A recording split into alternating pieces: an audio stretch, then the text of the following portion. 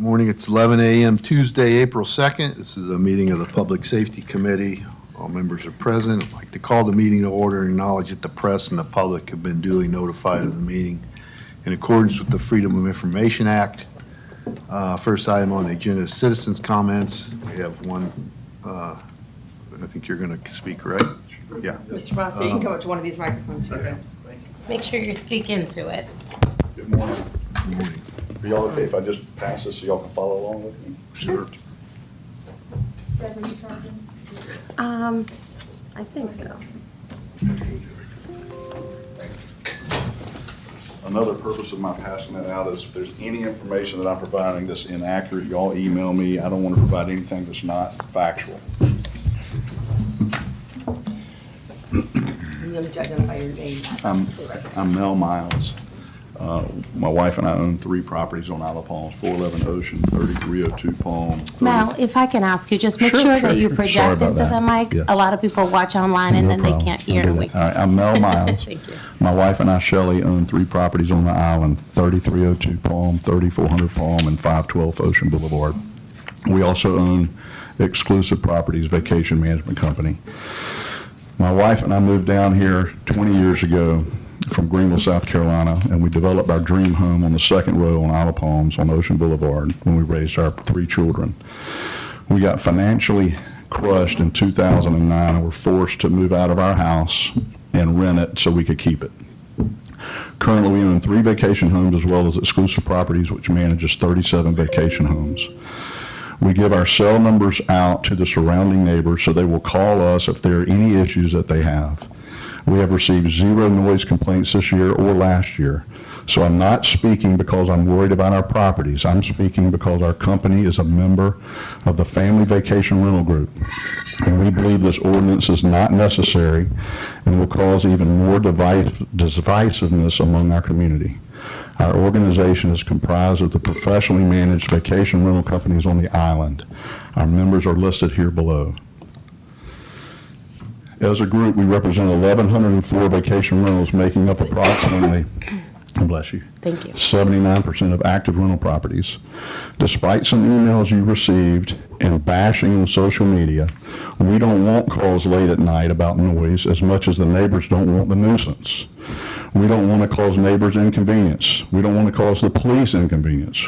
We don't want to burden council. Almost all the owners of our local professionally managed group live, work, and play here on the island. If we are made aware of the issues, we handle them. Anything that tarnishes the perception of a rental property jeopardizes our relationship with that homeowner.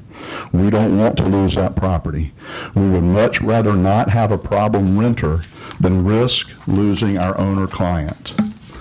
Personally, I have felt the council needs an objective measurement to manage noise violations.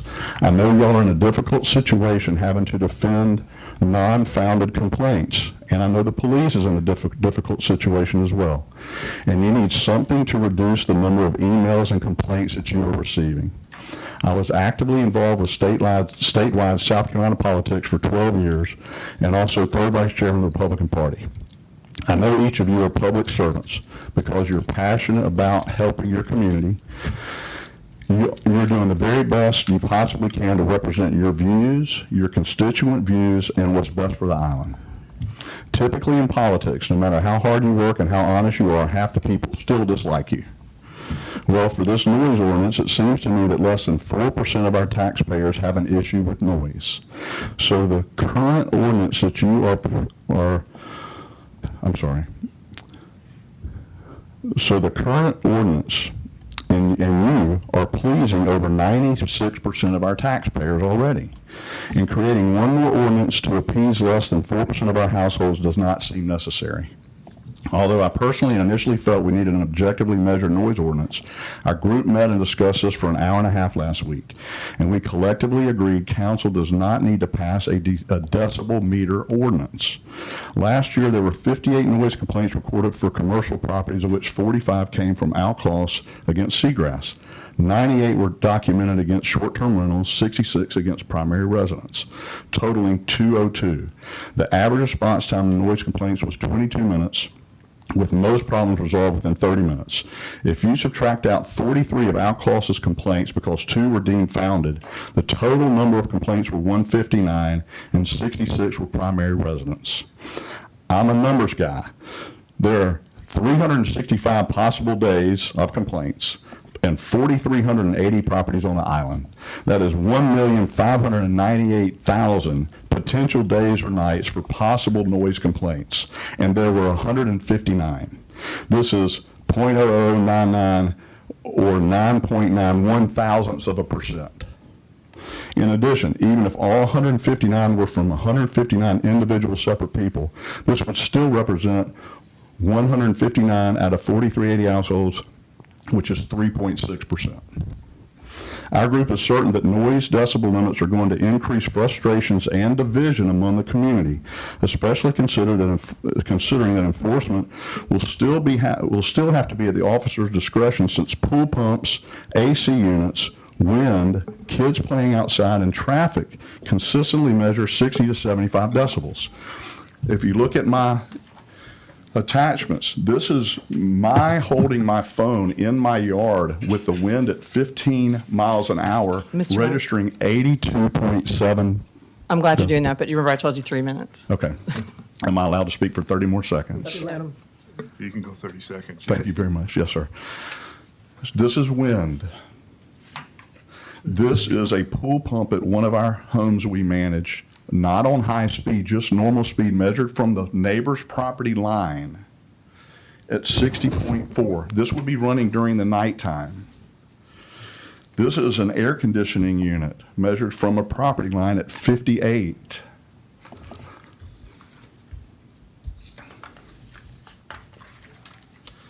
Our group is certain that noise decibel limits are going to increase frustrations and divisiveness. It will still be subjective due to many uncontrollable and normally causing factors. This will not solve the problems, and accusers will expect enforcement of every complaint that exceeds the threshold. Most of these accusers will demand cease and desist orders based on this and call for businesses' licenses to be revoked. We don't believe this is a can of worms council needs to open. It's unusual, but I'd like to ask you a question. Sure, yes, sir. Where do you live? I live in Mount Pleasant right now. I assume you dispute their noise ordinance as well, since it's significantly lower than anything we're projecting? I guess, I would think so. I'm just saying that But you haven't been before their council to argue it? I haven't, because it has not been an issue. It hasn't, right? And it's significantly lower than what anything we're proposing here. I understand that. Let's just say you want to adopt that. That does not dispute that pool pumps and air conditioning units are already running at 60. It doesn't dispute that garbage trucks run at 75. Do they have garbage trucks and pool They pumps? do, and so air that's a conditioners in silly, Mount Pleasant? it's a silly ordinance. Okay, Doesn't I just mean it's wanted to make right. sure that Doesn't mean every ordinance is good. in your own community Yeah. that you live, you're not disputing it. I'm disputing it. I think it's a silly ordinance. Okay. Okay. I'd like to ask you a few questions about, I've heard that the rental community now is doing some proactive things to monitor their own noise levels. Can you talk about those? There are some companies that implemented a software program called Noise Aware. It has had glitches in the past, whereas wind could be picked up, notifies a property manager, we think decibel levels at 80, we then call the renter, and he's at Hall's Chop House, mad at us because nobody's even at the house and it's wind registering. But they're fixing issues. Locally managed properties, we really don't want the stress and the headaches and the anger from council or our community against us. We don't want that. We are interrupted at night by renters. We don't want to be interrupted. We don't want to make our neighbors upset with us. We think most of the problems have to do with non-locally managed properties is what we think. And so we are put in the same whatever spectrum as homes that are irresponsibly managed off-site. Our group would like to work with council to try to increase communication back and forth, to take some heat off of y'all. Whatever we can do to try to bring the community back together a little bit and make sure we're all providing factual data so everybody can make good decisions, so we don't have one side of the community angry at the other side. Let's really look at what the facts are, and let's try to figure out how we can all try to work it out, because we have a lot more important things for the police to do. We got people being shot at on the beach, you follow me? I don't think we need to be putting the police force worrying about unreasonable accusations of kettle drums on wild dunes. That's just my personal position. So. And I really appreciate y'all letting me speak to you. And I respect every one of you, even though y'all may be anti-rental. I appreciate you working and giving your time to the island, because I know this is a unappreciative position that you have. All right, thank you. Yes, sir. Appreciate your comments. Yes, sir. Can we ask him to stay while we're reviewing the noise ordinance? Just to stay there? You can stay. You're welcome to stay. Yeah, It's a if we public have any meeting. questions, yeah, because I think we need to hear. I from would the like to rental stay. I have a 12:30 meeting, but other than that, I'd like to stay if y'all want me to stay. I think it's first on the agenda, isn't it? Yeah. Would you like for me to get seated back in the back? Yeah. Sure. Yes, and then they can Thank call you. you back. Well, thank Thank you, Mel. Next item is approval of the previous meeting minutes from our March 5th, 2024 meeting. The minutes are in the packet. Do I have a motion to approve? So move. Second. Okay, any comments or changes? All those in favor, say aye. Aye.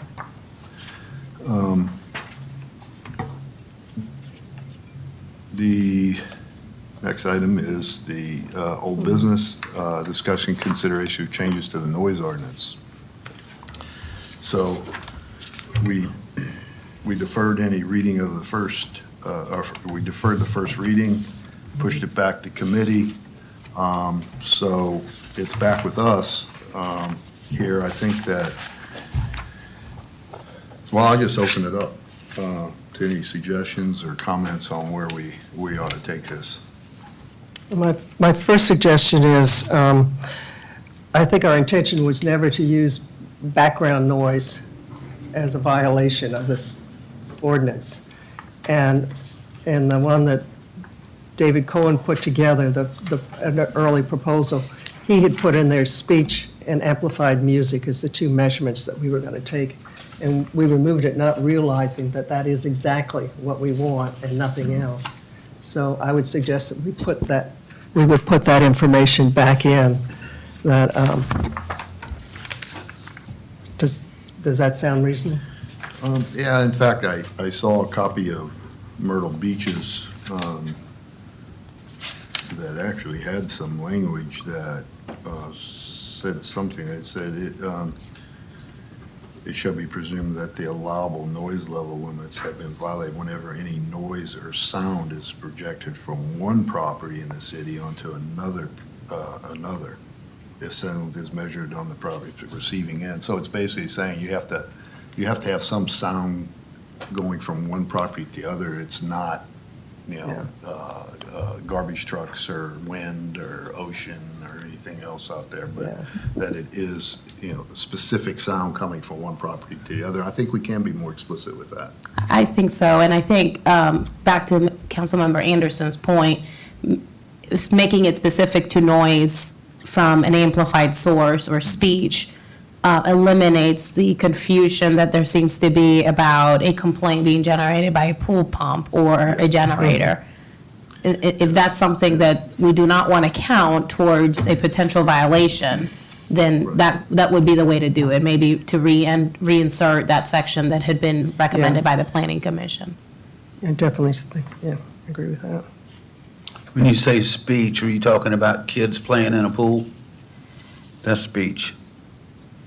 Any kind of, yeah, in that sense, it's loud noise, but it would be at the discretion of the officer whether it was, I thought the whole point was to have decibel readings, so the discretion would be very little. well, you want to, Certainly, we can't take away the discretion of an officer. When they go minus violent felonious crimes, there's typically always going to be a level of discretion that they have, whether they write warnings or tickets. And that would be something they keep in mind. The whole ordinance listed certain things that the officer would take into account for any noise complaint, and I think you have to leave those in there because there's no way to have a perfect picture of what a noise complaint's going to be. It could very well be kids playing in a pool at 3 o'clock in the afternoon, which we've gotten calls for in the past, and we simply aren't going to go write a ticket because kids are just playing in a pool, being children. I'm sure they're not even as close as loud as my kids, so we can kind of, we'll always have that discretion regardless of which ordinance we use. If you change it or you leave it where we're currently at, that discretion's always going to be there. But if it stays in the ordinance, it could be, if there's enough complaints, there could be some action. There certainly could be. The discretion means they could or they could choose not to based on the totality of the circumstances that they're faced with. Because I know of some people that do complain, and often, about children in pools. Yes, sir. That is true. That is true. Yes, sir. Yeah.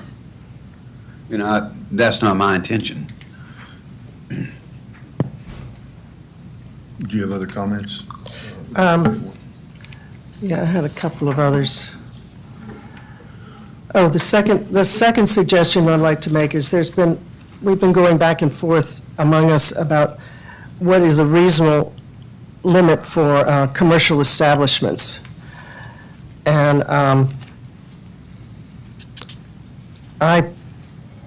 my attitude is that I would prefer for us to start higher than maybe our goal is, because people are changing behaviors, and it's easier to take smaller steps rather than clamp down all at once to where we want to be. So I would prefer 75 decibels for commercial areas. And, but I would be willing to compromise, because 70 decibels has also been discussed, that we use 75 decibel as the limit during the day on Friday and Saturday, and 70 decibels for the rest of the week. And I think that gets us halfway, close to where we want to be in the final one. But I think that's up for discussion. Any comments from you, Jim? I don't think it's needed. I don't see where we have a problem. We don't have that many complaints. And we've had a lot of other issues to work on. And there's a lot of talk about the exemption of the front beach area, which I'm in favor of, but then other areas are not exempted. And some people are asking, why don't we just treat everyone the same? We're carving out districts where there is no enforcement. There will be no enforcement, as opposed to others that are that would be under this ordinance. Is just what I'm hearing.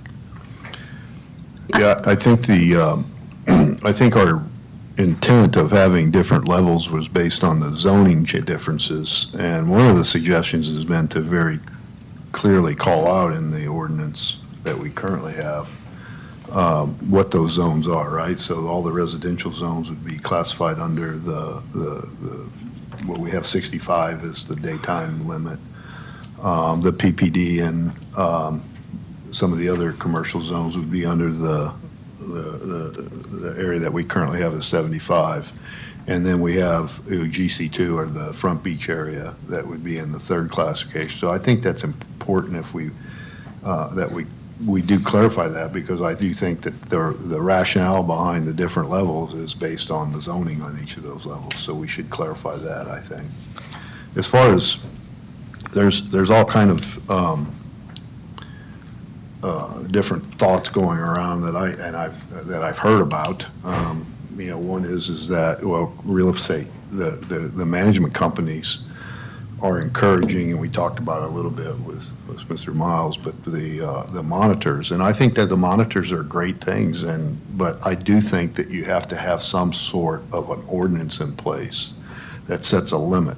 If I'm a homeowner or a rental owner, and I have a complaint, and then I have another complaint, I'd start doing something. I'm gonna go talk to my rental management company about who they're renting to. I wanna say, hey, we need to get some monitors in here because I don't wanna keep being, one, I don't wanna keep being a nuisance to my neighbors, but two, if we don't have some teeth in here, it puts some consequences on that kind of behavior, then there is no, there's no consequences for them. $500 fines are nothing.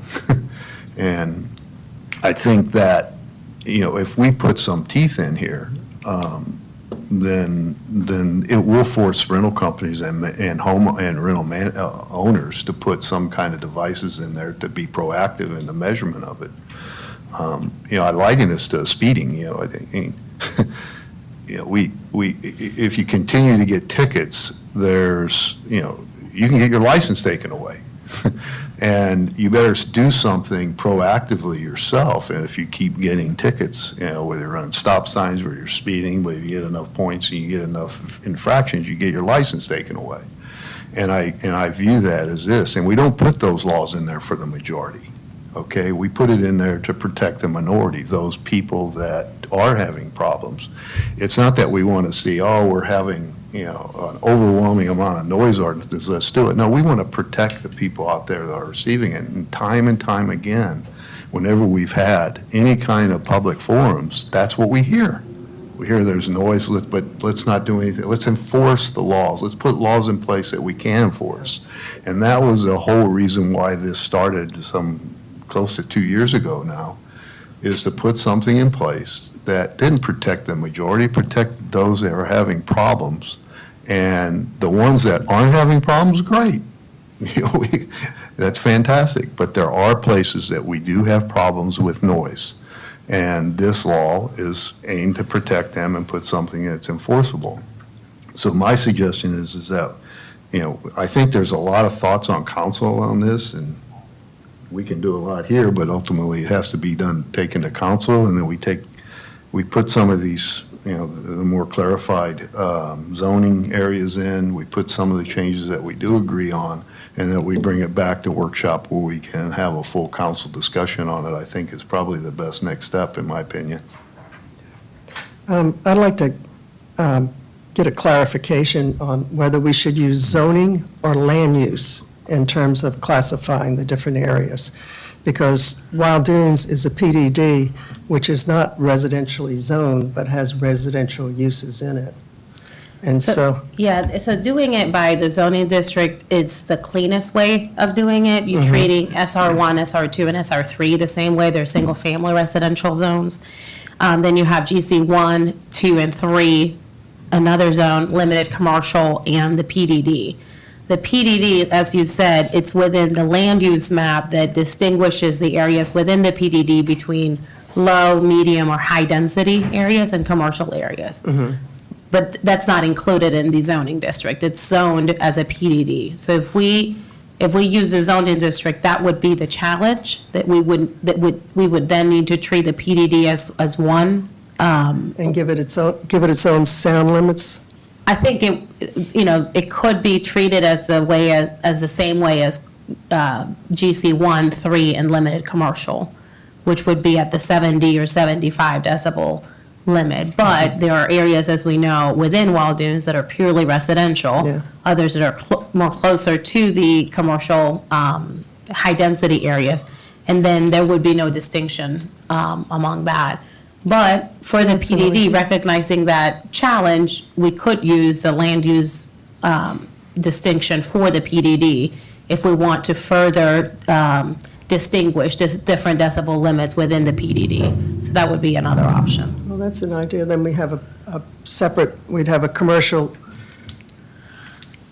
The challenge with that, I would say, it makes it much more complicated to our officers responding. With zoner. With, let's say, we have all the single-family residential, the general commercial, and then within the PDD, potentially 4 other zones. And, they would need to be looking at a map to say, okay, is this high density, medium density, or low density? I guess, Chief, that would be complicated. I think that'd be Yeah. super complicated. Well, we could just have one decibel level for all of the PDD, though. Correct. and not break it down. That's the way I think we've been envisioning, based on the discussion at the council meeting last week and legal advice, to treat single-family SR 1, 2, 3 one-way at 65, which is consistent with the current or the current draft, which has residential and rental property uses at 65. Then GC1, GC3, limited commercial, and the PDD at 75. That would be equitable to the current designation of commercial. And then GC2 would remain to be solved whether, as we have it in the current draft, which is exempted and just, it applies to the excessive noise provision within the current draft, or if a higher decibel limit would be applied to GC2 to make it consistent with the other zones.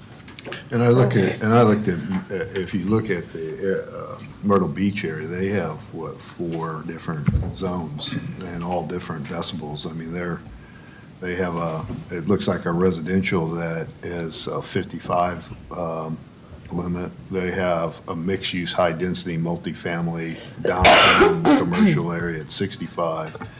Their downtown commercial and highway commercial at 70, and then their the airport and manufacturing, and those are at 75. So they have it broken down, I think, in similar ways that they have all their districts listed, zoning districts. If I could, I just wanted to, spoke with Chief Proc from Myrtle Beach yesterday, and she indicated that they are in the process of reviewing and moving away from decibel limits. Are they? Yes. And what was, Her concern was, much like some of the things that have been stated to council before, it's really the background noises. And she specifically was talking about a business that has concert venues that literally has a residential structure within a foot of the property line. And so she was actually saying that officers were having a hard time enforcing the decibel readings, and so they were actually stepping back to what we currently have, a more subjective. But at the same time, speaking with Chief Arnold, he seems to, Pleasant, right. in Mount Pleasant, he seems to like the decibel readings in Mount Pleasant. Now, I'd like to spend some more time with him to get in depth, and we're going to have a lunch meeting and kind of dive more into the issues. do you have that scheduled? Not yet. I emailed him this morning to try to get it scheduled. Yeah, that'd be good before we have a more detailed discussion at our, And I'll be meeting with Chief Proc and Chief Crowell from North Myrtle Beach. Yeah. We're all going to be at the State House tomorrow, and we're going to carve out some time to talk while we're there about these very same topics. So I can dive more into what it was. Chief Proc from Myrtle Beach was very much saying, avoid decibels, but different than the message I was getting from Chief Arnold. So I'd really like to spend time with both of them and understand why they're on both sides. Yeah. I'd like for you to clarify, too, that the decibel levels for Mount Pleasant were like 60 decibels or something for the whole town or something like that. It's really low. It is 60, I think so. 60, and yeah. it's across the entire Town. community, Yeah. yes. So I know when I delved into short-term rentals over there and wondered why they only had 400, the mayor quickly said, well, that's just for the old village. Everything else has HOAs that deal with it. So I'm wondering is that something that they actually uniformly enforce throughout the whole town, or whether it really does end up being just certain areas that they enforce that way? So, good question. I'm looking Absolutely. forward to hearing the answer. I feel like, well, part of what we can do is in setting I still prefer decibel levels. You've convinced me that's what you want to try, and I think we should probably give it a try for a while. And I want to make sure that the next thing we're going to talk about is the remedies, the penalties for all of these actions, and what happens if they're at different levels. And so I think we can address some of the issues there in terms of how difficult it will be for the property owners to live within these parameters, and what kind of relief there is for them. Because I think it is going to be a learning experience in the beginning, but I think if we get to the right place, we can use this as a vehicle to keep our community sane. It sounds like what we're going to get from the majority of our property management community is willingness to conform to what what we like, but not wanting to feel a huge penalty if there are some infractions, because we always know there are always people who will not obey the rules. I'm also concerned about the mom and pops, the ones that are not handled by the larger property owners that are probably more difficult to manage. So we, in effect, take on that role. And then also our regular residents. Some of the problems we've had is when a homeowner here, one of the ones I keep talking about is a homeowner, grandmother let her grandson have a party, graduation party, high school graduation party at her house, and she was out of town. They had their little high school band come and play amplified music. First time they did it was for practice. The cops were called, told them they couldn't play. Week later, they showed up for the party, played again. It's like they got a ticket. That sort of thing we definitely need to continue to have, have restrictions on that kind of action. The action I'm talking about wasn't with a limit, but it was certainly within the bounds of what the police could issue a ticket for. It was clearly a violation. And just to let you know, I heard from the grandmother, and she was irate that it wasn't a $500 ticket, because with court costs, it was costing her more than $1,000. So the resident hears the $1,000 penalty, and I think we need to, it would be nice to have something in place that addresses all of these different issues as best we can. So if we may, back to maybe what I've heard of a recommendation of establishing the maximum decibel levels rather than by use, by zoning district. So here is an attempt at using, the uses and translating that to zoning districts. Another option is to separate GC1 and GC3 and limited commercial from the PDD and have those three zoning districts at 75, recognizing that they're mostly commercial. And then the PDD may be somewhere in between 65 and 75 at 70, recognizing that within the PDD, there's low, medium, and high-density areas, depending on how close they are to the commercial area, the commercial hub, and the condominiums. So that's another option for you all to consider. And then you have GC2. I believe that there's a desire of having that area treated separately than GC1 and GC3. And then we have the option of maintaining the excessive noise prohibition per section D2, which that would be up to the officer, depending on a list of enforcement factors to determine whether excessive noise is in place, or if we want to treat everybody the same way, back to decibels, and establish an agreed upon DBA for GC2. One of the original versions we had was 85. I know that caused some concern about that not being high enough to accommodate the activities in GC2. So that's another option.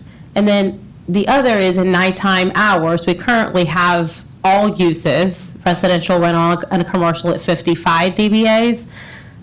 There is a concern, I think we've shared that from the commercial areas that have acted, that they're still serving food after 10 p.m., 11 p.m. during the weekends. At 50 was just incredibly low. So another option to consider is establishing different limits for nighttime hours, depending on the zoning district. So 50 for single family residential 1, 2, and 3, 60 for GC 1 and 3, and then 70 for GC 2.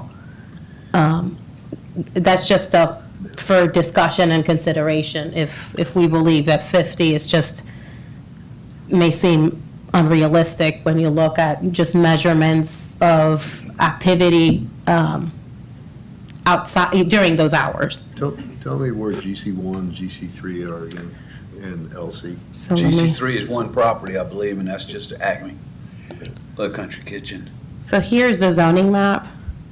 GC1 is shown by this orange. So it includes the section where Harry Steeder, the Harry Steeder Shopping Center is. This area here is the county park at 14th. Then here's where the public, the municipal parking lot is located. There's condominiums here right along 14th Avenue. Then you have this triangle area, that's where our public safety building is located here. And then here is the post office. Right, am I, okay. Then, So what are the, that's all GC1? that's GC1. GC2 is shown in pink. I'm sorry, GC1 also includes the marina, right here. And it also includes the boathouse. Boathouse, yeah. Along Breach Inlet, this area right here. Then in pink, you have GC2, and that's both sides of Ocean Boulevard between 10th and 14th. Then you have the darker pink at GC3, and that includes where the Acme is located at this corner, and then all of these, which I believe are all rental properties. Yeah, they're all houses. Houses here. Acme's the only commercial. Correct. That's in there. Okay. And then limited commercial is shown by this, I would call purple, which includes Public Works, the Leola the Carmen R. Bunch Park, and then the 3 lots owned by City Hall. And the corner lot here where the dentist office is located.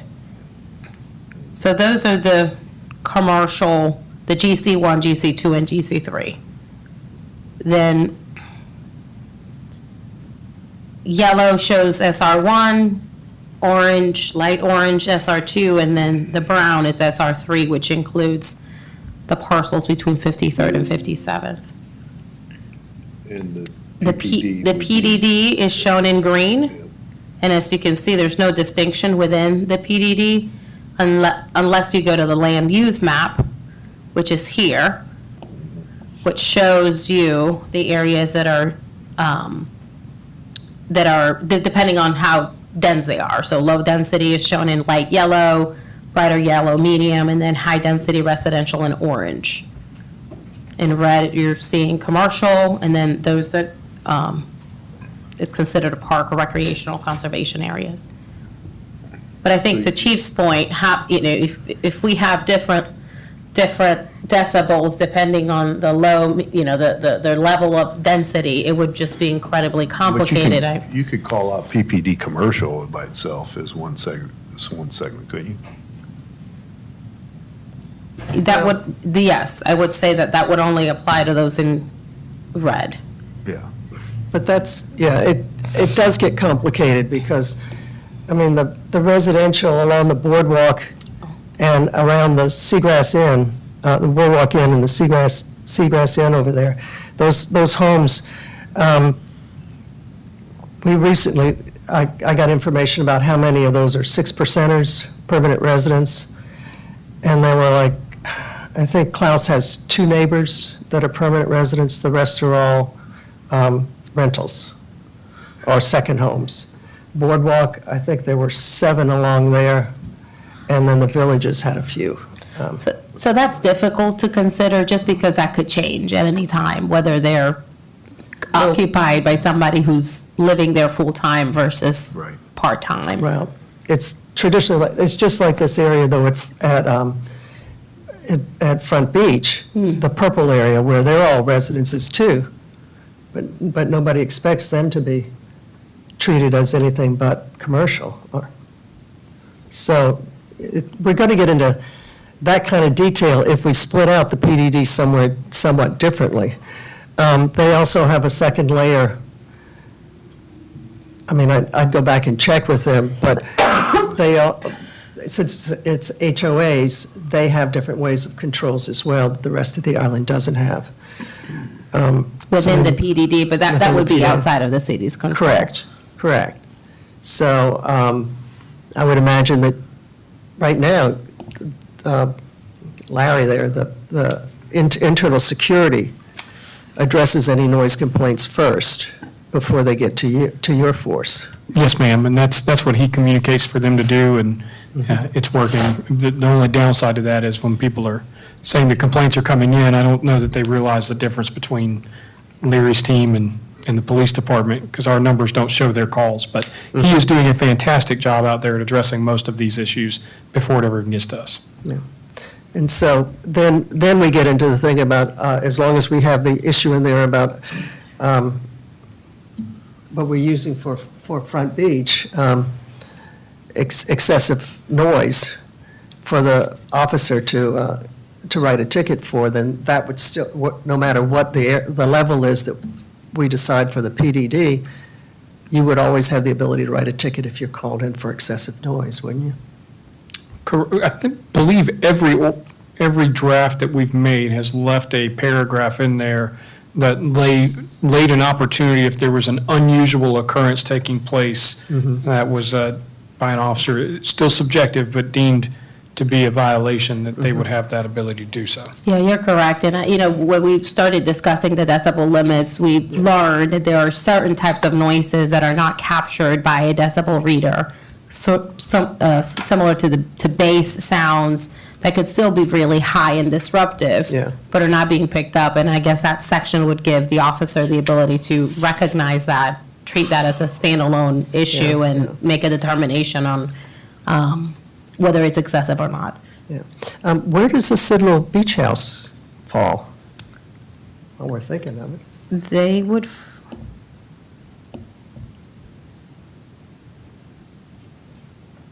so they're zoned SR1. Are they? Yes, according to the zoning map.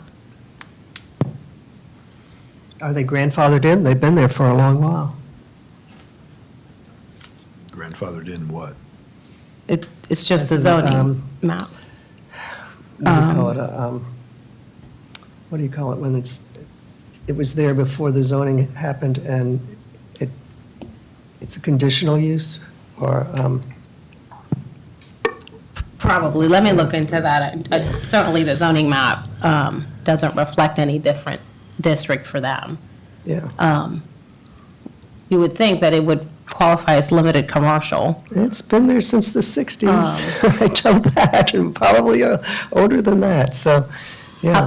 I'll touch base with Douglas. He's been here for a long Yeah. time, so he would probably know exactly what. Non-conforming use. Non-conforming use. Yeah, Yeah. that's what word, yeah.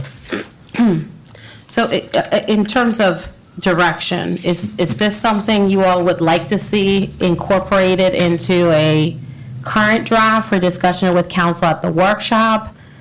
Looking at limits by zoning district, does this look like something you all would support and would like to present? Do you want to make a distinction between GC 1.3 limited commercial and the PDD and have the PDD separate with a different decibel limit? And what about the nighttime hours and maximum decibel levels there? I mean, I think this has to go to have a discussion with council. Like I said, I think the council has a lot of, other than our committee, there's a lot of views on it. And so I would suggest we do put these decibel levels, or break it out by the zones and put these decibel levels in to take it to the discussion, unless, somebody else on the committee has another viewpoint or where we should go with it. Well, we can put it as a red line so that you can see the clear distinction from the current draft. There's other recommendations that I would like to incorporate, just expanding some definitions on the city-sponsored public interest events. Nothing controversial, but I would ask agree. that if we could incorporate that as a red line and present that to you all at the workshop as well. And definitely the piece that highlights the sound is voice and. We'll include music, that as well. Those things into it, so. if we can make those red lines and and let's have a broader discussion on it, I think is the next step. Well, I ask again, I've asked a couple of times over the years, more than a couple of times. What problem are we trying to solve? Is noise violations a huge problem? Are there many? Or are we just overrun with them? I'll give you my I'd understanding. like to hear from the chief. Oh, okay. In reference to the number of calls that come in, no, sir, we do not get a large number of calls related to noise violations or noise complaints. Where we typically have a hard time is explaining to individuals that it's not a violation and them not understanding that. But is it a large quantity of calls that come in for us? No, sir, it's not. And most of the time when we do respond, it's resolved very quickly. Yeah, thank you. Did you have something that you might want to add? Yeah, I think that the goal of this whole process is there seems to be a perception, maybe it's perception to some, reality to others, that the police department is not as efficient and as proactive in addressing livability ordinances, livability violations. I think you can look at the report, the numbers, right, of how much the complaints that they respond to and how those are addressed. For the past several years, we have been hearing a lot from members of council and from members of the community of just lack of enforcement in general. These discussions started with asking the police department what would make enforcement, what can we do to improve the enforcement of our officers, particularly with livability ordinances, one of those being the noise. We heard from them saying that eliminating as much subjectivity as possible from the determination of whether something is a violation or not would help them in addressing those situations with members of the public. In certain areas? In certain areas, and it's not perfect, as you've heard from the chief, it's never going to be perfect, but I think the police department always prefers to be away from the gray areas and into more of a black and white situations, just to make their lives a little bit easier. And I think that the desire of establishing decibel limits is an agreement among the community of what is reasonable in terms of noise for different areas of the island, different times of the day, different days of the week. And if the community agrees to what is reasonable and acceptable for our type of community in different areas, then it's easier for the chief to say, okay, this is beyond that, and therefore, enforcement action is necessary. I don't think there's a perfect situation. There's not going to be a perfect solution. You see, we know from other communities that are moving from subjective ordinances to decibel levels, others that are reverting back. So I think that shows that it's a complicated issue, one that is evolving with, expectations from the community. And I think this was an attempt at providing the tools to the police department to be able to be responsive when complaints happen. You are correct. I think when you would look at the number of complaints that we've had over the years, they don't seem to be elevated to the place where we think we have an overwhelming issue. But there's also the perception that we're not documenting that properly. If the police department don't issue a citation, is that being recorded somewhere? Are we fully recording all we have to show is what we have in our record? So I think that is just that's just my take. I think it was just an effort at trying to facilitate the enforcement of our officers when they are called to address this particular type of complaint. I do feel like, though, there's also a significant number of violations that aren't called into the Yeah. police.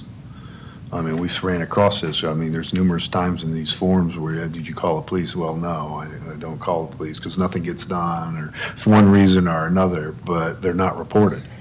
And that's why there seems to be this sense, and when we have these listening sessions and other things, that there's a problem out there, but they're not reporting it.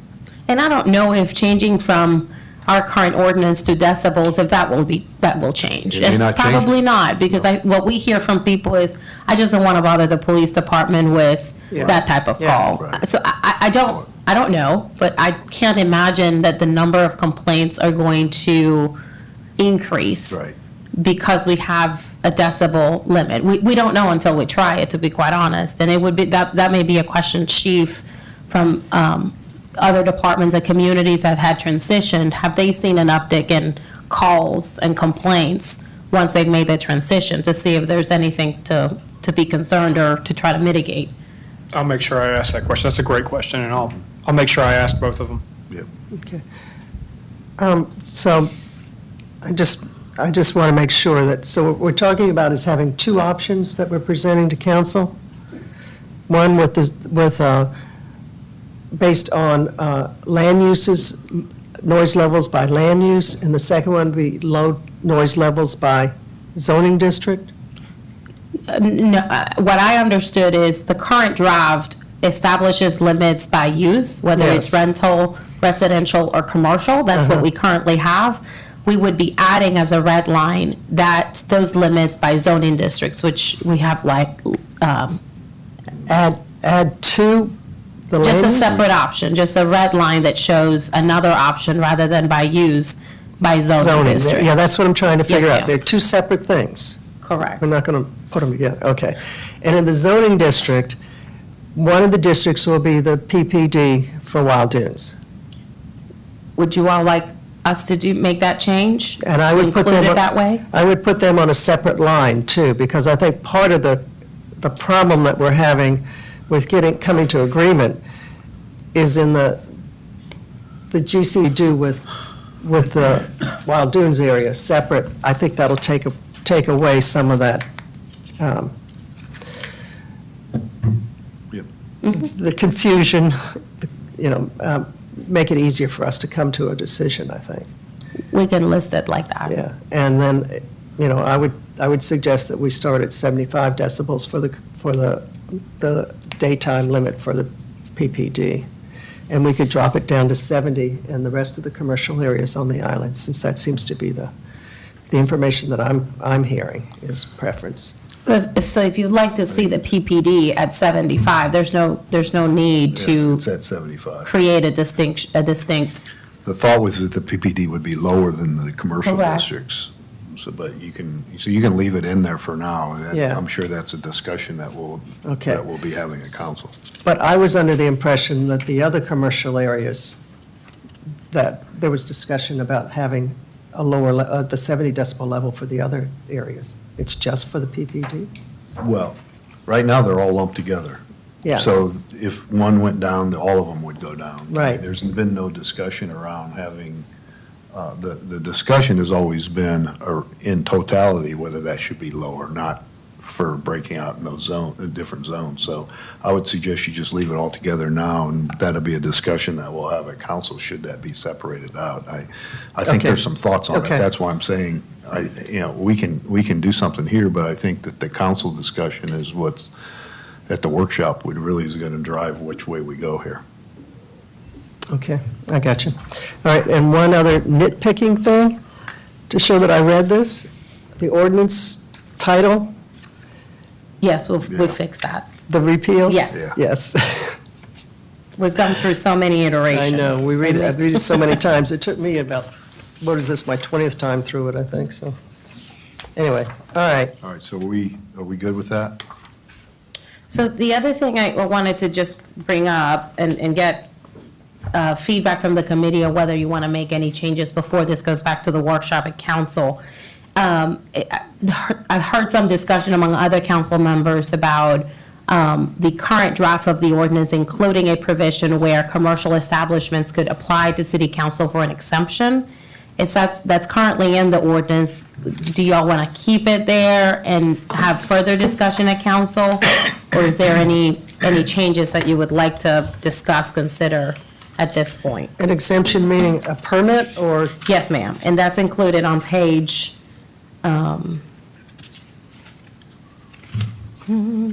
Yeah, okay.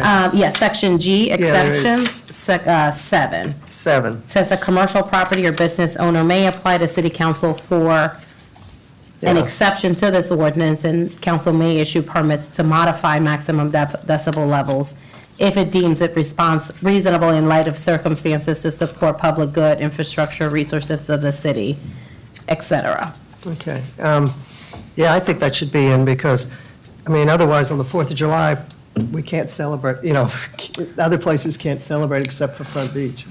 Well, So, the activity, just looking at the 4th of July, the event that we host is it's a city event, Mm-hmm. Right. city-sponsored, and that's already included in the list of exemptions. right, well, if it's not a city-sponsored event, I know the resort likes to celebrate, and if they needed an exemption for one of those times, I think part of the complaints that they're getting now are because they are celebrating the 4th of July or other events at the resort area. Yes, this would specifically apply to a commercial property or business owner. Yeah, the way I read it is commercial property or business owner, but it does not apply to any residents. Correct. Right. See, I don't think that's right. There could be a special event that the city, they don't even have the opportunity to even apply. In the We current could- form, Yeah, yes. if it was in there, it could be denied 100% of the time, but the way that it's currently written, they couldn't even apply. I just don't know what basis, once you approved it, council approved it, an exemption, I don't, it seems like they'd almost have to approve every one that came in front of them. I don't know what basis you'd use to say, yeah, we're gonna approve that one, but we're not gonna approve that for this one. You're right, but it's probably case by case. I mean, it'd be hard to justify unless there's something just really outlandish, but saying, okay, I'm gonna approve this one because I know this guy, I like him, but this one over here, I don't think I am. I mean, that's gonna be Well, the Don't we have other restrictions on what can and can't be done in residential properties? Such as occupancy and, Yes, yes. The police department, the chief of police by the code has the ability to issue special permits. So maybe there's a way of including a public interest event section to this ordinance that would give you the ability. So it wouldn't be a commercial or a property owner asking for permission to city council for a public interest event that we could consider like we do now. And we currently take that under, and most of them that we deny are typically because they are not of a public interest. It's a personal group that they want to just have for themselves, and I can't define that as a public interest. It's not for the rest of the community, so that's the only reason I typically deny those at this point. So we could add that Yeah. we could add that section to the noise ordinance as an exception. so how do you handle weddings now that people want to have in their homes? How do we do it? Well, if they do it at their own house, I don't have to give them an exception. The noise ordinance, they will typically put that in, but that's not, I won't grant one because it's not a public interest. So I can't grant them a noise permit for their personal property for a group that's not open to the public. At that point, it's not public interest. Okay. I think that's the line. It isn't whether it's residential or commercial, it's whether it's, okay. Correct. We have a church that will put in a request for one, and they use the beach, and it's open to everybody. And so for that one, because that is open to everybody, that is a public interest event. Okay. Well, we'll make those changes and try it again at the Try it workshop. again, yeah. All right. The next item is discussion identifying violations that could trigger revocation of short-term rental license. I think we have something in the packet that you supplied us, Desiree. Do you want to tell us what that is and what you've done? Yes, let me find my,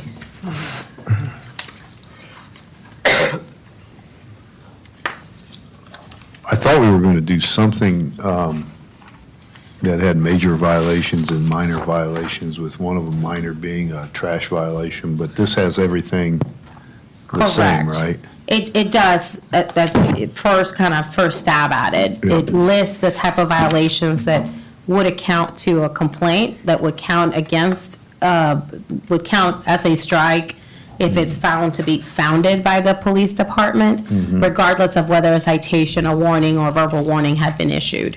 The last section, M, is what lists, so if you want to go through each one, the violations would include operating a short-term rental without complying with the requirements of the chapter, advertising a property as being available as a short-term rental without having a license or complying with any of the requirements of this chapter, operating a short-term rental without a business license or state and local accommodation tax account.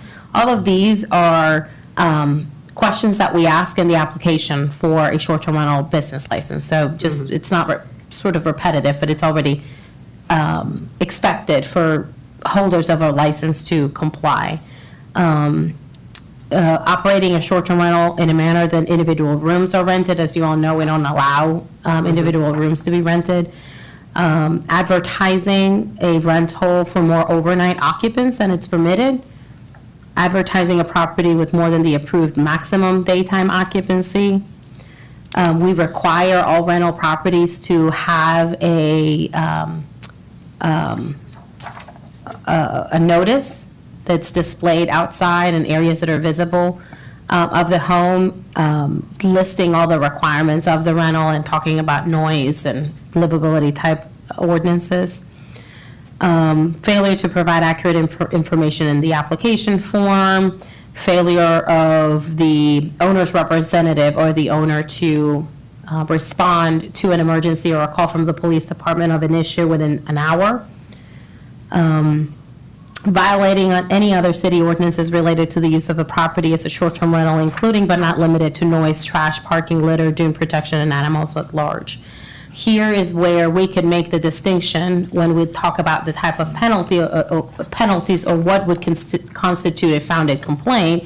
If there are any of these livability type ordinances that we would like to treat as a minor complaint, and maybe 3 or 5 of those would account to one founded complaint. So for example, if a property has received a notice of violation for trash, their trash can not having been rolled back within the allotted time, then that would not necessarily count as a founded complaint, but maybe 3 of those would count as the equivalent of one founded complaint. And I believe, Chief, you can chime in on that. That's how we have been treating, without any guidance in the code, on a practical level, that's how you've been treating those smaller type of livability infractions. Correct, and the only one that we've really come across that kind of falls into that would be the roll cards. We couldn't imagine giving somebody a strike for one time, leaving their roll card out, and, most of the time we say something and the resident or the short-term rental will fix it. They've got companies most of the time that just missed it, so we didn't feel like that was a fair strike for just one of those, and so we've kind of operated that 3 of those would lead to a strike, and I think we might have had one property that has had a continuous issue with that violation. So Chief, if I may, so violations related, so noise, it's easy because you're responding to the complaint to the house, and you can determine whether that house is being occupied by a resident or a rental, whether the house is a residence or a rental. But litter, dune protection, those would be much harder. It would be very difficult to figure out who would be violating that, and I would almost say that because we've got specific ordinances that address those violations, I would almost say that they shouldn't be involved in necessarily a strike, because it's hard to know if somebody's in the dunes. I don't know if they're Whether you're associated with staying- that house or not. Could just be somebody who's out there playing it, which is typically what happens. So a couple things I have. One is, how is this, I mean, some of these violations are done by the department over here. Who keeps the track of the number of violations? It would be the code enforcement officer. So So the when code- it, yeah.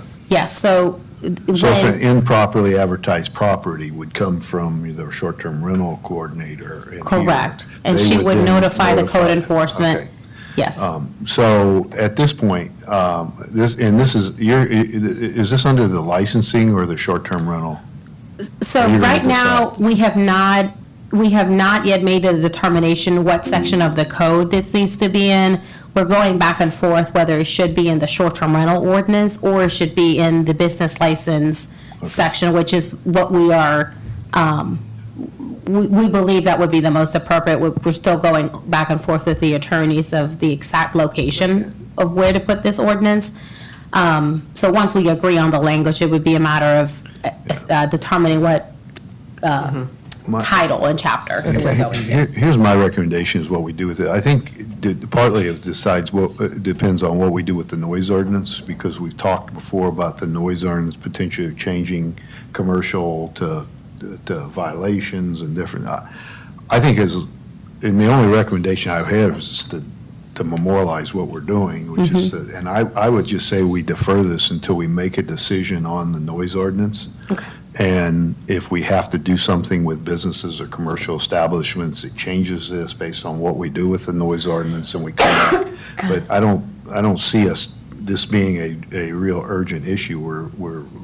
You're already practicing in a way that you're not unfairly penalizing property owners for trash violations, which I think is appropriate. So we should just continue down that path and wait till we get a decision on the noise ordinance and come back and revisit this. Okay, Okay. I'd like to make one suggestion, though, about this, and that is, what I'm hearing and reading from our property owners is that they're concerned that if we put in decibel levels and they start getting citations, that this level of penalty is still what's going to control that kind of founded complaint issue, so that, what does it say, 5 founded complaints with a noise decibel level that's exceeded means that they will be subject to revoking the license. So I'd like to suggest 1 or 2 small changes at this point, if we can, that might help. One is mitigation. I think our goal, first of all, is always to make sure that we're just getting people and businesses to comply, not to put people out of business. So, and Chief, I need your advice on this, whether this is the way to do it or not, but could we say that a violation may be withdrawn if the offense is rectified within 24 hours or 48 hours of the violation or something like that? Can you do that? I mean, you do it sort of with warnings now, don't you, that kind of thing? We do, but with warnings, it's still, if it's a violation, even if we gave a warning, it would still count as a strike. Most of these things are resolved within 30 minutes max. But Yeah. I do have to say, on record here, that the short-term rental companies have been phenomenal. When we go to them with anything Yeah. we're having an issue with, they are Johnny on the spot to fix it. And so they do a really good job with that. I don't know about how you take it away. I think, then if we missed one, I think now we've got, it could be cloudy. Not saying we can't. I would definitely say that Max should look at it for sure, but something we want to carefully plan for and make sure that we're doing it in a way that we're not missing somebody. We don't forget to take a strike away from somebody. Well, If an that makes option sense. would be 3 founded complaints, kind of in the middle of the 5 founded complaints, that's where we ultimately get to, is after 2 or 3, the police department may suggest the implementation of these mitigating factors, such as the noise-aware monitor. If we're just talking about noise, then that could be a suggestion that could be made, or the requirement of the police department by code, that that was if it seems like it's becoming a nuisance, then we give them that opportunity to try to mitigate. Well, that's my next suggestion, is for a noise violation, the placement of an in-home noise monitor, such as, what's the noise alert or whatever it's called, would, I don't know whether this is the right word or not, would nullify a first noise violation. And then, just to cover the residences, units that already have that noise monitor in place, if the unit already has the noise monitor installed, then the first noise violation would be removed. In other words, they get sort of one strike for free. But I would just say that might make it so the community feels a little more comfortable with us changing this ordinance, because it's not like, you know, in the Catholic Church, there's a mortal sin and a venial sin, you know, and you get a lot of extra venial sins before you can commit a mortal sin. The mortal sin, you know, but after a while, you just sort of figure out, well, I'm not going to do anything because I'm going to get a strike just for leaving the trash can at the curb. So what the heck? I'll just do whatever I want, you know. And I guess always make sure that we emphasize that if it ever does come to the point where a license is up for being revoked, then that property owner always has the right to come to city council. And it will go to city council to determine whether the license would be revoked. Which I think automatically takes it away from the black and white area and into a gray area for that, which is, I think, where we want it to be in the end. You know, what does this mean that we're taking away somebody's livelihood? But I definitely, what we're hearing now is, well, what if this noise ordinance is changed? You know, are we automatically going to be losing a lot of licenses on the island? That's not our intention. Our intention is to get people to comply with the rules and regulations that we think are important to our municipality. How do you feel? I mean, you're the one that has to enforce all of this, so what do you think, Chief? In reference to the forgiving of one, is that, how do I feel about that one? Yeah, I mean, in terms, I don't think you're wrong if you do that at all. And I think, in my experience, if you were to take a business license, the more you can show that you worked with the business to keep that from happening prior to, I think the stronger your case is if it's appealed from city council. And they do, if a business license is suspended or revoked, they have the ability to come in front of council. And that is actually the step in the process that they do. And before it ever even gets there, I can tell you, when we get a violation, my expectation is that our code enforcement is communicating with the owner or the property manager within the next 24 hours. They should have already had a conversation, so they know. And it's all about, I've said it before, my goal is not to arrest as many people as possible. It's not to write as many tickets as possible. My goal is for compliance. If I can have a day here where there's 100% compliance with every law and not write a single ticket, then that would be glorious. It's just not going to happen. Yeah. But, so I'm never going to say no to forgiving them, but that would be something that we would want to make sure that we have documented on how that's going to work. And it's certainly within the wheelhouse of council to make that part of the ordinance. We've had one property owner in the past 15 years come before council. Well, it just hasn't happened. Right. And that, he was, or the person, I can't remember if it was a lady or a gentleman, they just didn't want to do anything. So we didn't have much of a choice. Which I agree with, and I think that's why we don't need all these exceptions and everything. You put in here, the reason people change in rental, and the property owners, the rental management companies are so diligent about it is because there is a consequence here. And that's why, you know, they're good stewards. I don't think there's a necessity to put in all these different kind of exceptions. You put it in there, what's a reasonable 5 chances that compliance is a lot. And I think that That's per year, why right? per year. And it resets after another year. But I think in here, it's maybe on a 12-month rolling basis. Rolling, yeah, that's how we have it. But it's, but, you know, you put the number in, make it easy to monitor and, you know, and as the chief says, the livability officers work with the rental companies, with the homeowners, with everybody else, and making sure that they're not out there to try, gotcha, gotcha again. Yeah. And they're working with them. So anybody that hits 5 of these things is a repeated violator, just like I use my analogy of speeding tickets. You know, if you continually are speeding, there's a consequence, and you lose your license. So, but I don't think we need to address this right now until we do see where we end up with the noise ordinance, and we can come back here and revisit this, Okay, if you're in thank you. agreement. The next item is discussion of concepts for improving parking, crosswalks, pedestrian infrastructure on Palm Boulevard. we have some, I guess the background on this is that we, some time ago, probably approaching a year and a half now, we approached the Secretary Hall at the DOT around potentially getting some beautification of the different concepts to improve traffic, to improve parking, and again, to just make Palm Boulevard look much better than what it currently does. And they agreed that they would go off and get some conceptual designs done, and they've brought those back. I think there's 5 of them here, but there's more than this that they have, I think, that they haven't shared with us. But there are more concepts. There were, at the beginning stages, those did not meet engineering standards, and that's part of the reason why they were not provided to us.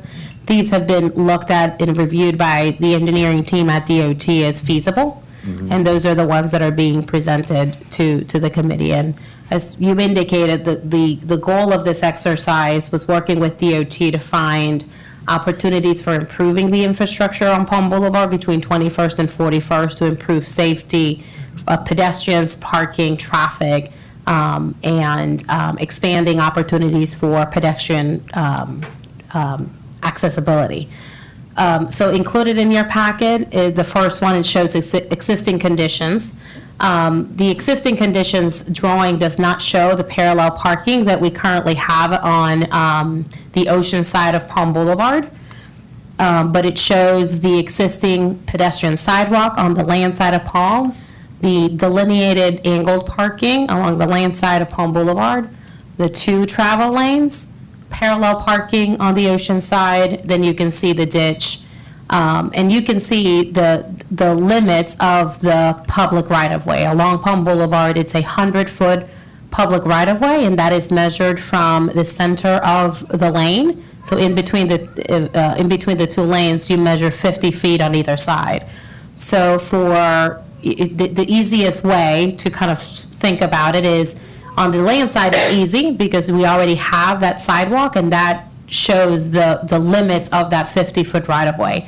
It's a little harder on the ocean side because we don't have any infrastructure that delineates that currently, but it's the same width that you see on the land side of Palm Boulevard.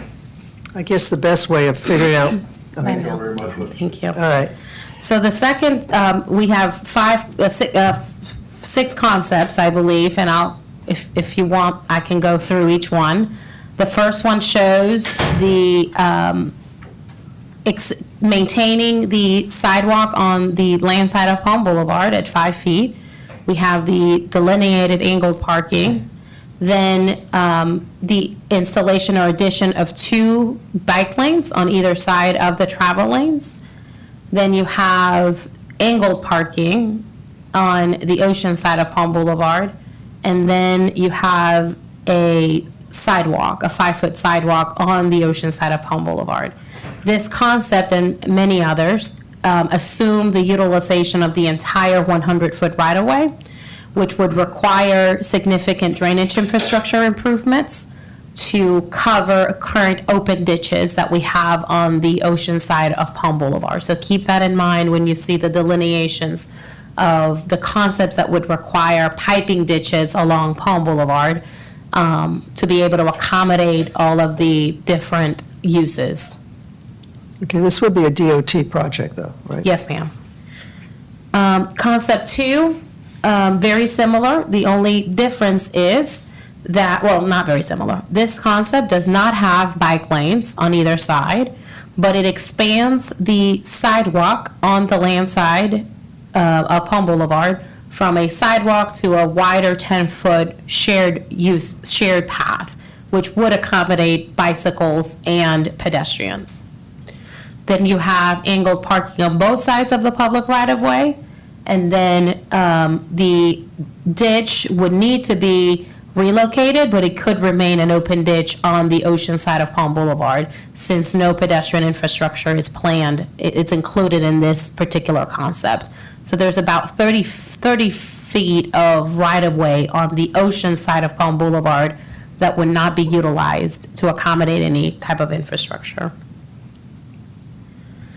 The third concept maintains the sidewalk on the land side of Palm Boulevard, maintains the current angled parking.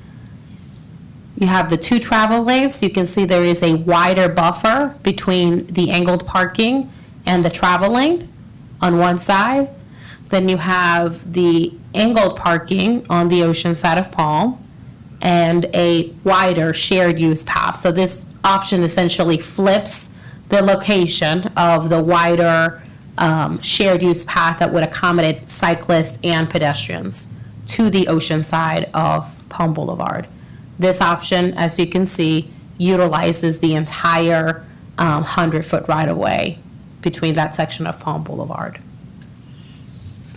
The fourth concept includes two wide shared use paths on both sides of Palm Boulevard, maintains the angled parking on the land side of Palm Boulevard, and keeps the current parallel parking on the ocean side of Palm Boulevard. In this concept, we believe it would require it would not require a movement of the current ditch along the ocean side of Palm Boulevard. Just for the record, this is all very conceptual. There's a lot of work that would need to be surveying and engineering with, to do with any of these concepts. But conceptually, it would allow the ditch to remain in place in most cases, again, without further studying it. The fifth concept includes two wide shared use paths on both sides of Palm Boulevard and angled parking on both sides of Palm Boulevard. So mimicking both sets of infrastructure on both sides, does not include bike lanes, dedicated bike lanes. Also utilizes the entire stretch of right-of-way on both sides of the road. And then the final concept is we call it Concept 1A, because it's very similar to the first one, which includes bike lanes on both sides of the road. It expands the existing sidewalk that we have on the land side of Palm Boulevard to an 8-foot sidewalk. I believe that is the minimum width that could accommodate both cyclists and pedestrians. Maintains the angled parking on the land side. You see the 2 lanes and 2 bike lanes on either side. Maintains the existing parallel parking on the ocean side of Palm Boulevard. Keeps the existing ditch open, could be closed. Again, this is all very conceptual, but then would incorporate a 5-foot sidewalk, would not be shared. There would not be enough space to make that one shared with bicyclists like the landside sidewalk or shared use path, but it would include the pedestrian infrastructure, at least for walkers on the ocean side of Palm Boulevard. And again, this utilizes the entire section of right-of-way. The only difference would be maintaining parallel parking on Ocean Boulevard would potentially reduce how much infrastructure work would need to be done to accommodate the existing stormwater infrastructure along Ocean Boulevard.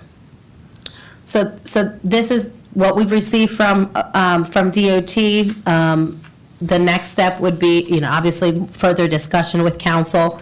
And we would like to treat this very similar to the process we did with the connector configuration options and seek public comment feedback on these proposed concepts before any next steps, which would again include a lot of engineering, surveying, and then an attempt to work with DOT to identify funding opportunities for what would be a major project. As you all could expect, a significantly expensive project as well that would probably need to be phased out, but that would be the next step. Okay. I've got some comments. All right, Concept 1A is the one I prefer the most. There are a couple of reasons. First of all, I do believe that we need bike lanes adjacent to the travelway on Palm Boulevard, because there's one thing for the engineers to say, this is where the bicyclists are going to go, and where they actually go. And if you look, if there's a separate bike lane, as on the connector, the bicyclists do prefer to stay in the bike lane. They're not interspersed with the traffic. If there's no bike lane on that travelway, though, you will still probably have bicyclists on Palm Boulevard interfering with traffic, which I think is dangerous. So I like this one because it has bike lanes on both sides. It also has a shared use path. And the other issue I have with traffic now on Palm Boulevard, we're pretty good at keeping golf carts off, except those summer visitors who don't know the rules and end up on Palm Boulevard. Then, this is not designated a bike path, but the shared use path could be used by golf carts? No, ma'am. Not That at all? would still be a violation of state law. They can't, a golf cart cannot use a state primary roadway's right-of-way to traverse Oh, either. the whole right-of-way, okay. Correct. So I rescind that comment then. All right, but I think this, so concept 1A is my preferred one because the bike lanes are on the travelway, adjacent to the travelway, and I think they'll be used like that. It also provides an extra buffer for vehicles trying to maneuver in and out of those parking spaces. So that's my preference, and good luck getting the right-of-way back from Oceanside. So, Desiree, I guess what the next steps that you're looking for the committee here is to do what? Well, feedback on these concepts, are there any changes that you would like to see conceptualized in a drawing? We tried to work with. Do we have that opportunity to get something done? Well, based on our initial review of the concepts that were provided, we provided feedback, and that's where concept 1A came about, wanting to maintain the ability to accommodate bike lanes. That was one of the main drivers of this process, and we provided that to them. I don't, we can try if there is a specific deficiency, if you will, on the current concepts that we would like to see. We can certainly go back and see if that's a possibility. One of the things, I guess, that doesn't show, and it was brought to our attention through an email, but like driveways coming across and what impact that has. And, there was also a concept I thought we had, and I not that I like it, I think it looks great, but I think from an emergency vehicle transport, it probably creates some issues, a median down the middle, and, having,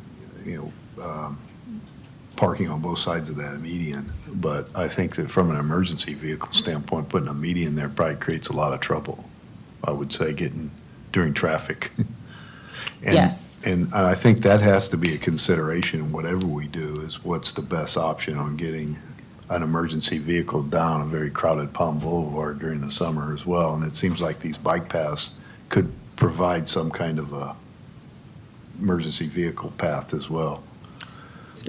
It would create, it leaves 10 enough feet. space for a vehicle to be able to, Get to Pull the over. side. Get off of- So they go- correct. Right. 10 feet would be Yeah, enough to be yeah, out of the travelway. So, I mean, I kind of like this concept 1A as well, maybe with a few modifications, but I think when you have grass, along the sides there, and you have cars continually going across that grass, it's probably not the best thing if there's some other option, but I think that's going to be all done in detailed design. So I would suggest we just, I don't know what you want to do, if you want to try to get some process together to get public input? Is that really the next step? well, the council hasn't, as a body, hasn't really chimed in. This is the first step. So we would bring this up for the full council for discussion, and again, give them an opportunity to provide feedback. And then ideally, we narrow it down to a couple of options that the council likes, that our public safety folks could recommend, could support. Yeah. before we go out and seek public comment. I think there's just a little bit more discussion, trying to narrow it down Yeah. to concepts that not only seem feasible, but from an emergency perspective would work. Yeah. All right, and the timeline for something like this is very sketchy, I would assume, but it's probably something that's goes into next year. I would, an implementation of something of this magnitude would take multiple years. Right. You know, would need to be phased out Funding first. is a big issue. First, funding, and once a project is developed, conceptualized, engineered, it's much easier for the city to be successful at getting funding from the state or the federal government for implementing a project like this. The city could help the funding and cost share. I think that would also be looked at favorably. But we are looking at a massive cost of a project of this magnitude between 20 blocks of road. So it would be a long-term planning exercise for us to,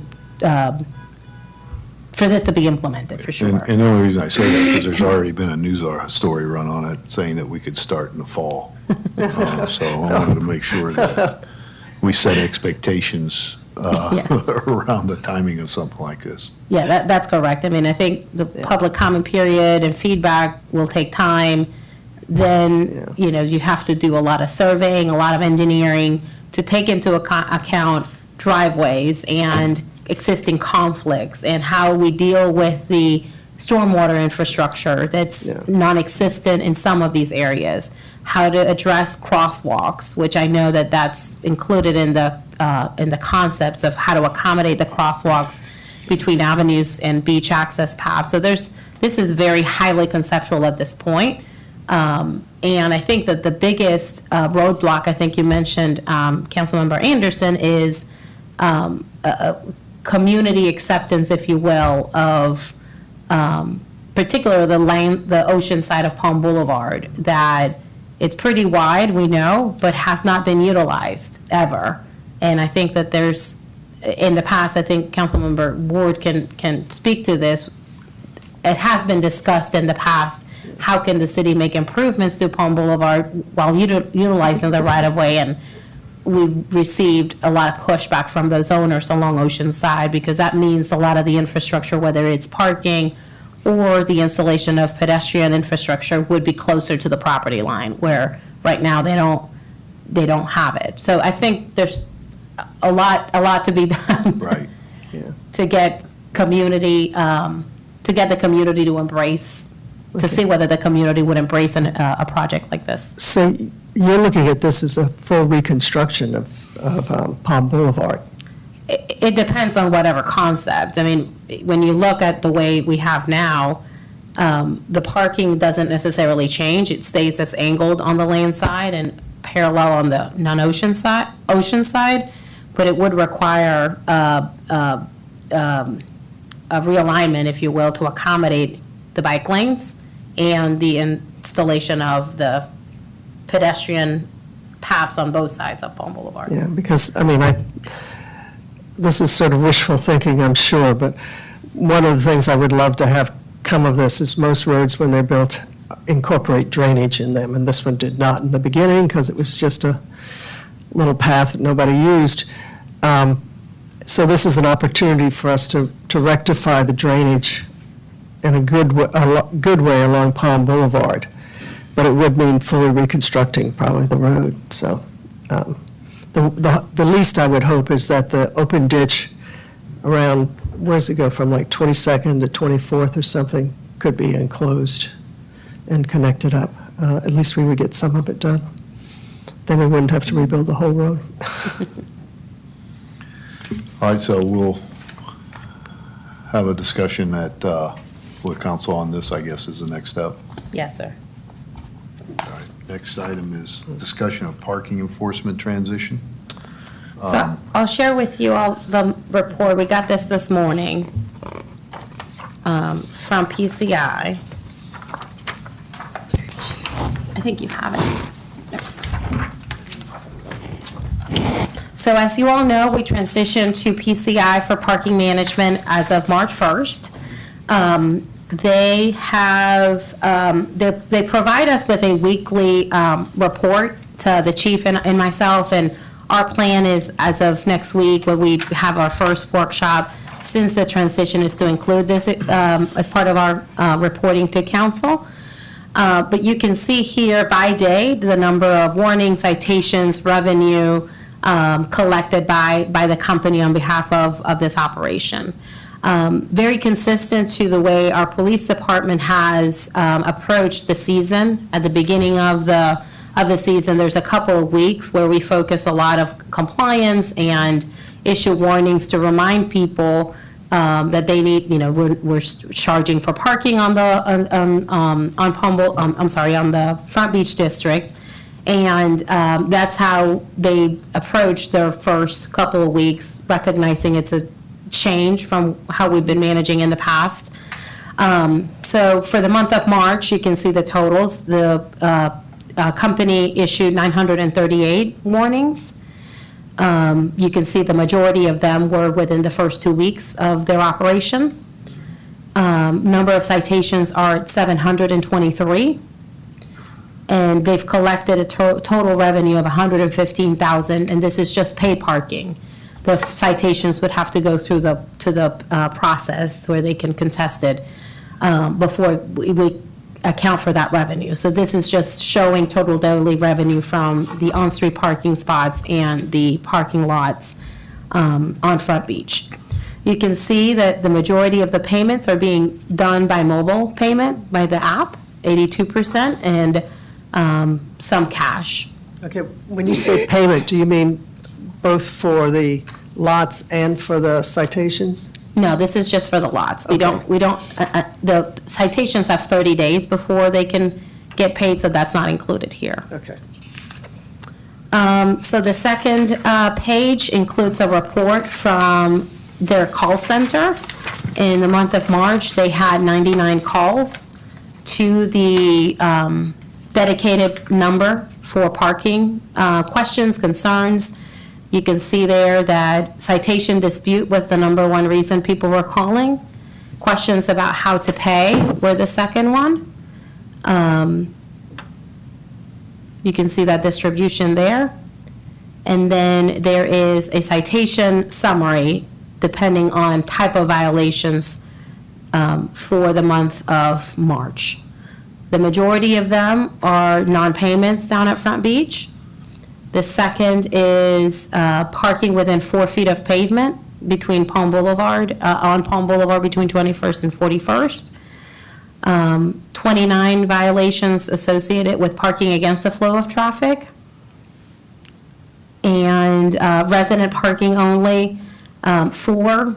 This is something that we are encouraging more residents to go through the process of getting a decal. Believe it or not, a lot of residents don't get their decal until they get a citation, so a lot of warnings were issued for that. And as of yesterday, the company is managing all of the resident and special permit decals through their park loyalty. So we fully transitioned that. The only thing that is pending is the transition of all the data from the enforcement side. That's ongoing now. And that will mean that all of the unpaid citations that have been issued, all of the warnings that are in the system will be converted into the new parking management software. So they'll be able to see whether last year, for example, the same vehicle received a warning for one type of violation, and therefore they will be getting a citation the second time. So that's the last piece that needs to be consolidated between our the system we've been using for the past 6 years and their system. So that's really the only thing that's pending and in process during the transition. The chief and I meet weekly with the parking management team. We are going to be meeting weekly for the next several months, and then we'll transition to meeting monthly or biweekly, or depending on the need.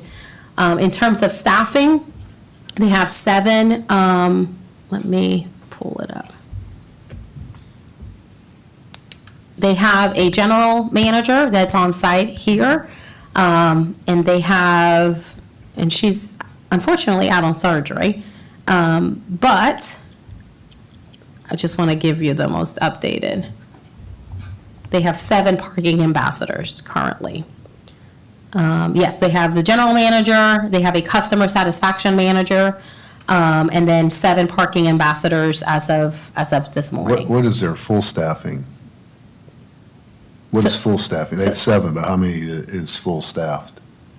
So I believe in chief, they're still learning and understanding the operations of parking management and identifying how much they need to be able to comply with everything. I believe their goal was 7 or 8. So they're essentially fully staffed? at Yes, this and point. they weren't for the first couple weeks. They struggled with, as we do, the beginning of the season is always harder to get people on staff, and they lost 1. But they're back to the original numbers that they were anticipating would cover the need for our operations. Because the complaints that I was just getting was along Palm Boulevard mostly, that didn't appear that there's any kind of enforcement whatsoever. People parked the wrong way, 4 feet, all the different violations along Palm Boulevard. And we've communicated that to them. That's something we discussed with them, and they are fully aware that our expectation is that those violations are addressed. First couple of weeks, they did not have access to the Polarises that we are allowing them to be used. They now have that, so I think that will help a lot in the visibility. They're very, very visible in Front Beach because they're walking. So we'll see a shift in that in the next, this week and moving forward, because that has changed. But they're fully aware of our expectation that those are responsive. And the chief can speak to, sometimes it's just difficult. And I'll be the first one to admit, I'll drive through Palm and I would call the chief. Before, last season's, I'm seeing a lot of vehicles 4 feet off the road. Our BSO had just driven by, that vehicle may just have parked. So it is, I think the expectation of 100% enforcement or every vehicle, it's hard because sometimes you have a vehicle parking illegally, they leave by the time the BSO arrives. So I think there's a little bit of grace necessary, recognizing the fluidity of that Yeah. process, I guess. And I met with them yesterday and just kind of had that same discussion. One of the things they have done is they've got a rotation now to make sure they're hitting that residential and Palm Boulevard area a little more frequently. And they have brought on another vehicle. It's a little white car that says Park IOP on it. And they're utilizing that to go out and do those things. So these are things that are just now coming in. And in my conversation with them yesterday, I feel more confident that they're growing, and they're learning it as they go, I think, is kind of what I'm gathering from it. But I think they'll do better this weekend with the Palm Boulevard and the residential area. They've got more resources and kind of putting it into a schedule to make sure they're hitting it. In the beginning, it was easier to check the Front Beach area, I think, because they were on foot. But now they have the means and resources to go out and make sure they're addressing all the areas. They also made sure over the weekend to address parking violations on Ocean Boulevard. I do know that they, in the residential area, when you get past 10th, going Yeah. 10th to 3rd. So they were out there enforcing there as well. They're improving each week. Okay, I'd just like to add one more comment, and that is along Palm Boulevard, especially, mostly during the week, is all of the contractor vehicles are getting out of control. And I know that's something you have to monitor all the time because it's not always the same contractor that's showing up, for something else. And they're sticking out into the street. At times, they've even blocked the road. And it just seems that that's going to be something to watch during the week because they won't be there on weekends most of the time. I'll make sure I communicate that. Okay. All right, any other comments on that? All right. They Thank did you say for that they were, one of our meetings, they were surprised and very happy to share that they've gotten calls from residents thanking them for being part of our team now. Yeah. So they were very glad to share that. But they're getting positive feedback as well. Oh, the one last thing is, and this might be more the burden on you, is it would be good to see the comparison with last year, month to month. Last month, March, obviously, it was a startup, so we won't count that, but going forward, Yeah, we'll include that in the report as more data is Yeah. collected. because there are people out there that are wondering what our parking enforcement guys are doing. I said, give them a month, they haven't made up yet, you know? So thank you. Thanks for the update. Glad to have them on board. The next item is the review of police and fire departments FY25 budget. I think really the focus here was, I thought, the 10-year capital plan, and to look out through the, through the 10-year period, or really on here, it's less than 10 years, but through FY34, Yeah. to see if there's anything that we needed to scrub out as it was impacting, especially over the next 5 years, what our fund balances were doing. Yes, and we've included, we just went ahead and included all the expenditure detail Right. for both departments as well as the 10-year capital plan. Yeah. The 10-year capital plan obviously changes every year as new information becomes available. We update pricing for large equipment, and that's the process we follow every year at the beginning of the year with each department head. And for the police department, you can see the replacement schedule. The majority of it is replacement schedule for equipment, for vehicles, for the ATV vehicles that is used at beach, for the beach. The one thing on there that I see for both fire and police is these radios. There's $250,000 in for each of those for FY28. Is that, so that's something that we think is going to have to be replaced, is all our radios in the cars and walkie-talkies and all that stuff? That's going to be something, we need to plan for it there. When we get a little bit closer, we may not have to, we may be able to push it off.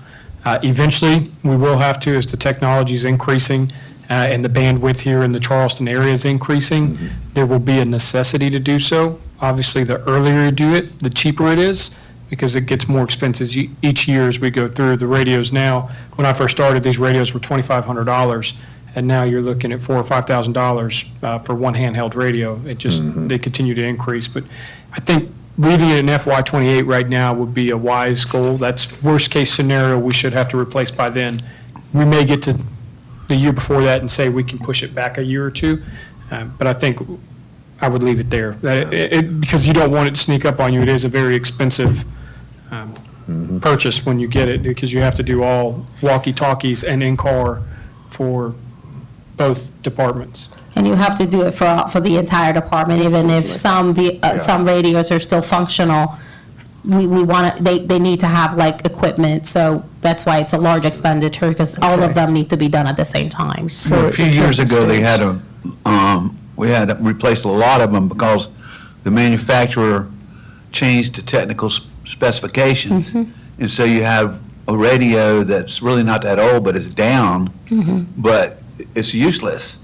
And so they kind of got us They do. on that, you know. You have to, you can't just replace it. Like, my question was, why don't we just replace 3 or 4 every year? But it didn't work that way. That's right. And that On would both have been departments, right? Fire and police. Yes, sir. 2019, I think, Yeah. is when we got them, because y'all purchased them just before I arrived. Yep.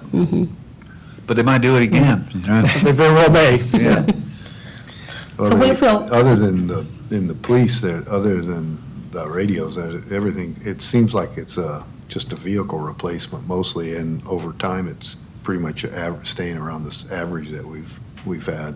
Correct, and that's assuming, the last 2 years, we try to shift the replacement schedule for vehicles to 7 years. What we have learned is that they're not making that 7th year. They're starting to have issues and a lot of maintenance expenses associated with keeping those vehicles on. So for this year, we went back to a 6-year replacement schedule. It seems to be more efficient for our operations. So that would be the only change. Then with the fire department, it looks like, things are pretty standard there, other than the 2 big apparatus purchases, is that right? Correct. We have, in the next 10 years, we have slated the replacement of 4 large apparatus, the ladder truck starting in FY '26, followed by the fire engine 1001, the pumper truck in FY '28, and then followed at FY '33 and FY '34. Right now, we are assuming, the second draft of the budget will assume the city issuing municipal leases for these trucks, as we have done in the past, so that'll make it an impact to the fund balance that we saw the first draft of the budget, so that's how this is going to be built out. But we do have, that's really the major source, the major expenditure from the fire department, is just these large apparatus. Everything else, I've got to go. Yeah, okay. You have any other comments on the budget or anything? No, I'm glad you brought up the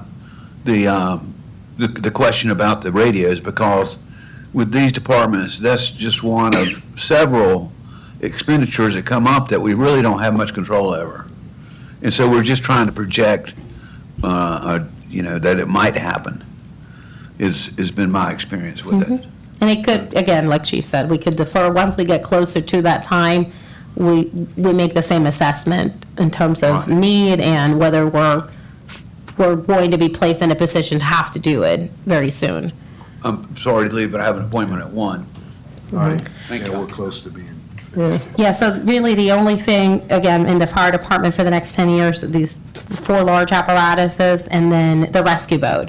We're including 300,000 in this upcoming budget, only including what would be the city's cost share if we are successful in receiving a port security grant for a new rescue boat. Okay. I have a question about the way that we're handling this, and I don't expect us to solve it this year, but it seems to me it would be better for for budgeting purposes if there was a more consistent level of expenditures throughout the 10-year period. And I think we've just explained with the radios, why we can't do that. But in the police department, for instance, FY '28, we're spending almost $700,000 here, when the other years, it's more, well, it goes from $100,000 to $300,000, so that's like twice the amount. So in terms of revenue, our revenue doesn't spike like these needs do. Are there ways that we can either spread the cost over several years or shift the needs to different years?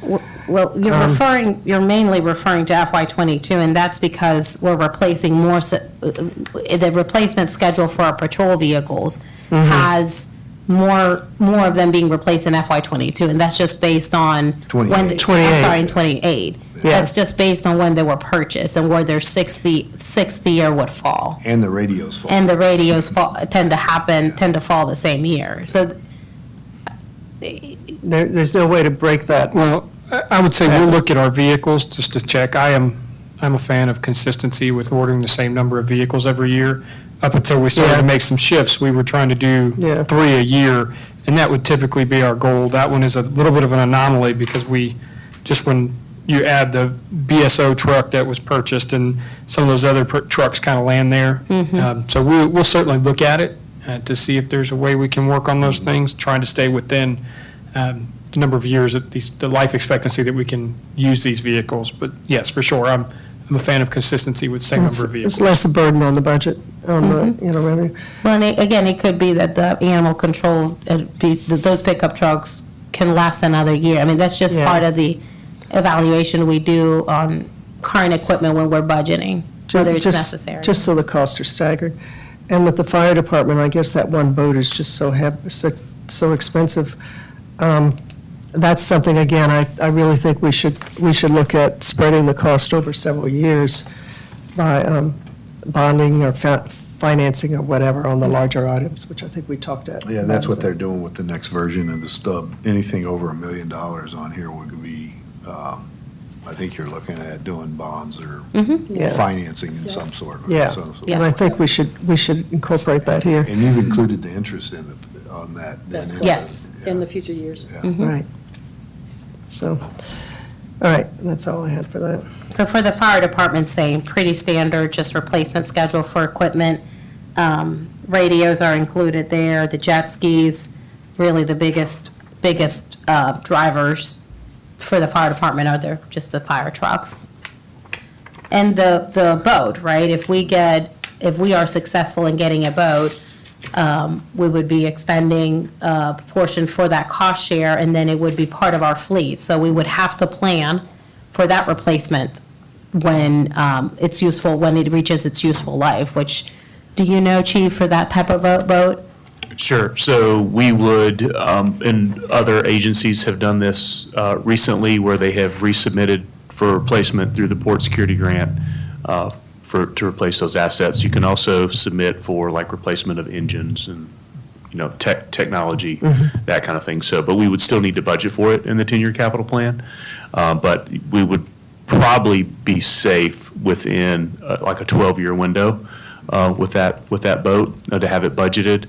And it would just take, the shell of the boat would be good. It would just be some of the electronics. And of course, the engines would have to be replaced that's probably, depending how many hours they have on them, 5 to, 6 years potentially, as long as we maintain them.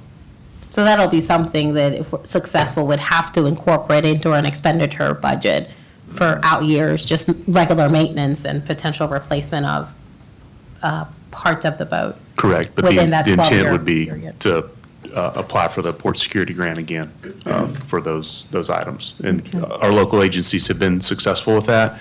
And with everything that's going on here in our port, I don't see any reason why it wouldn't continue the same model that it has over the last, 10, 12 years. Okay. I guess one thing, if we do get into, have problems coming up with the extra funds, these outlying years that are double or triple the normal expenditure, maybe we look at leasing, to get us back on a schedule where we can actually do 2, 3, or 4 vehicles a year, or I don't know, the fire trucks definitely need to be, I think, spread out over. Just one thing on the fire truck, that 2009 E1 Typhoon fire engine pumper that you have on there, originally you were scheduled to have that done in '25, is that correct? And you moved it to '28, it says? Correct. Yeah. Correct. And the reason you moved it was? Well, we're just trying to be fiscally responsible and massage the budget, but it is a less complicated piece of equipment because it doesn't have all the emission standards and a lot of these other bells and whistles. So it's easier to maintain. So there's less to break on it. And so we felt we could push it out with the addition of the ladder truck. That would allow us to keep that unit in reserve and not have it operate as much as we anticipated it might. So we're able to push that replacement schedule out for the engine you're mentioning. So the only thing to do is, on this, I guess, is if you were going to look, Chief, at your vehicle replacement, and if there's any modifications on that. Other than that, I think, I don't have anything. No, it's. No, and it's you not can see criticism, it's just- the legend, it shows, those that are shown in green Yeah. have been deferred or Okay. moved from Yeah. different years from the Okay. version you've seen in the past. In blue shows that those that have had a change and mostly updated numbers and increased costs that are being shown this year compared to last year. And then in red is what you can see, it's the new request that requested by the departments for FY '25. Yeah. And really for both the police and fire. For police, it's a TASER, the TASER upgrade, the access control system that's split between fire and PD, and a drone for $23,000, and the training room upgrades for the public safety building. And very similar to the fire department with the addition of the boat that we Yep. would be applying for. All right. Pretty lean departments this year, so kudos to our chiefs. All right, there's no new business, and next meeting is 11 a.m. Tuesday, May 7th. Which is Move we adjourn. the second.